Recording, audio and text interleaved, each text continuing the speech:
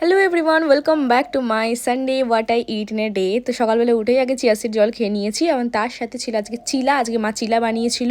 তো এটা ময়দা আটার হয় না, এটা সুজির হয় চিলা।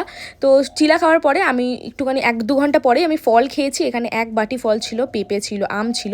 দুপুরের লাঞ্চে আজকে ভরপুর খাওয়া দাওয়ার হয়েছে।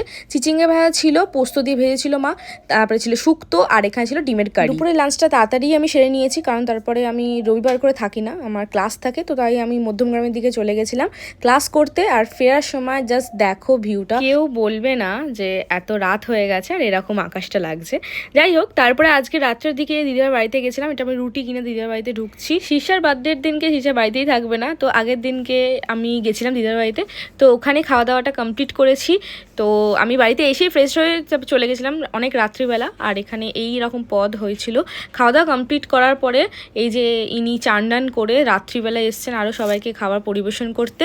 তো তারপরে আমি আর শীর্ষা ডাইরেক্ট বাড়ি চলে গেলাম। সো আজকে ব্লগটা এইটুকানি। বাই দ্য ওয়ে, ভিডিওটা কেমন লেগেছে প্লিজ কমেন্ট করে জানাও।